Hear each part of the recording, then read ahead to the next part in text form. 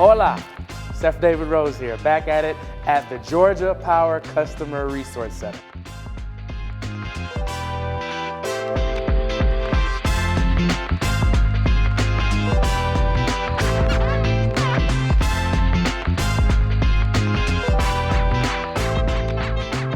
And today we're going to pick it up and do a ginger honey soy sea bass on papillote. And it's a really, really delicious, flavor-forward type of meal where it's pretty light in the preparation, not super heavy, and can be done ahead of time. So if you have kids, you have a husband, a wife, you simply have it done ahead of time, marinated in the parchment paper, and simply pop it in your oven. And just like that, voila, 20 minutes flat, probably even less. Delicious meal right to your feet. So I'm gonna show you how to do it. What we have here is a sea bass. Sea bass is a really white, flaky fish. I kind of call this the filet mignon of the ribeye of the sea. It's super flaky, it's super tender, it doesn't take really much as far as cooking time. And the last thing you want to do is overcook this. So by steaming this in the parchment paper with the vegetables, the aromatics, the marinade, is going to really retain all that moisture, all that flavor, and it's going to be an explosion of deliciousness when you bite into it. So stay tuned for these next steps right here.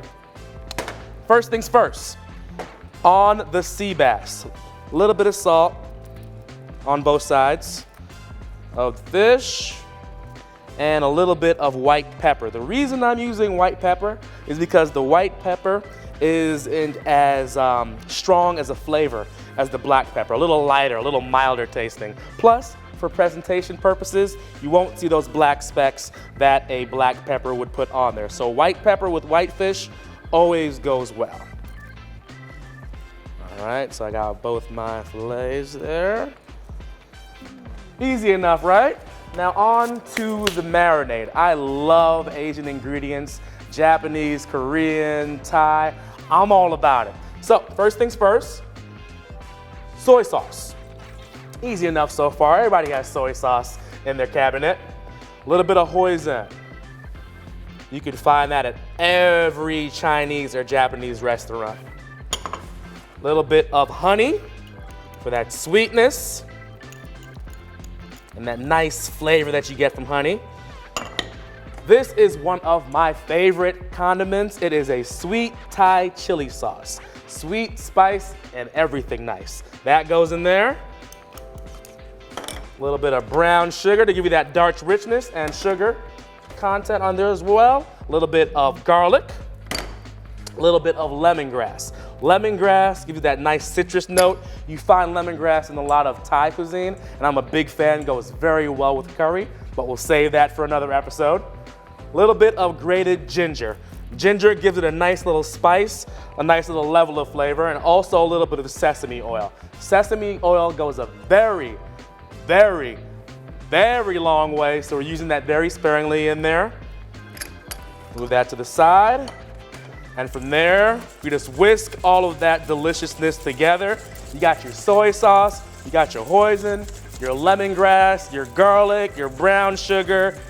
You whisk that together.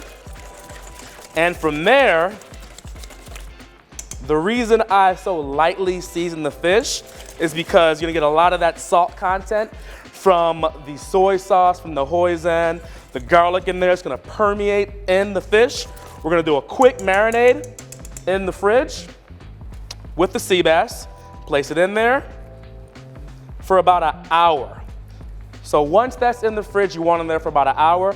Halfway through at the 30-minute mark, you're gonna flip it so that marinade coats both sides of it.